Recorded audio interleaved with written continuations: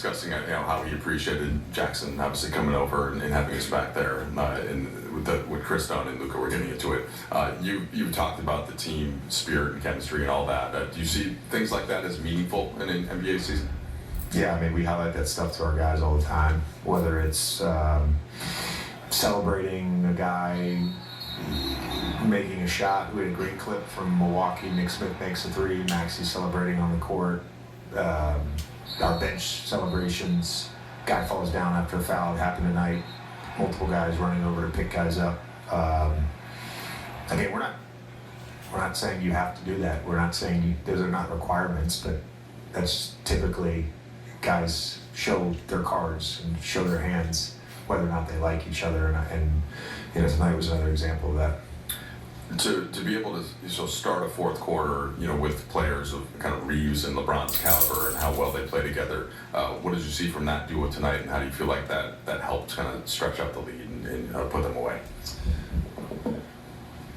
Thought tonight was a great game for all three of those guys. Luka getting going early and establishing himself.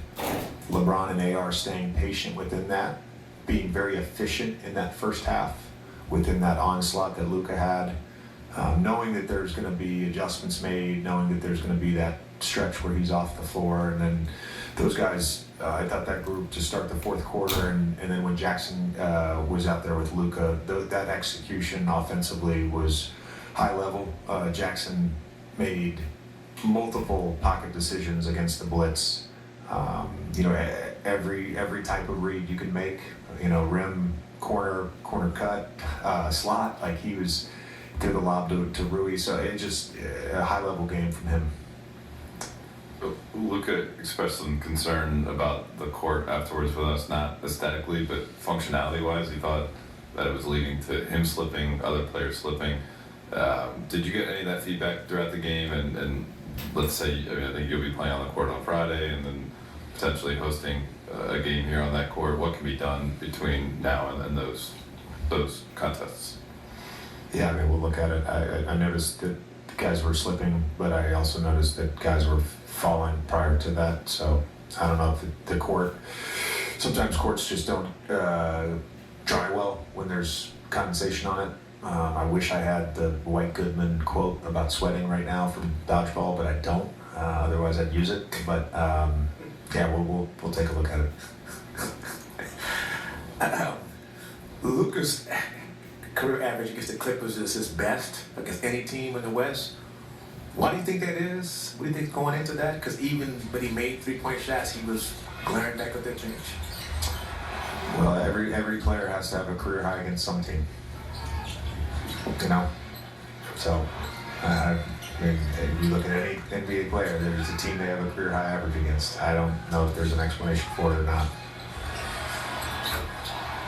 When we spoke with Jackson this morning, he mentioned that you guys went tonight, not only you get to advance and knock around, but you do guarantee the players guarantee themselves a certain amount of money with the prize pool. Whether it's as a broadcaster previously or as a coach now, how's your experience with the NBA with this tournament evolved or changed in terms of what it means for the league and what it can do for the players? I really enjoyed it as a broadcaster, covering it, talking about it. Didn't get an opportunity to compete for the Cup last year, so we're excited. I mean, $53,000 is a lot of money. It's so. I'm sure there's some extra motivation. Coaches do get to split a share. I think the head coach might get a full share. I don't know. So it's motivation for sure. Thanks, Coach. All right. Big three production on a night like tonight. Luka Doncic again, a rebound shy of a 43-point triple-double. Austin Reeves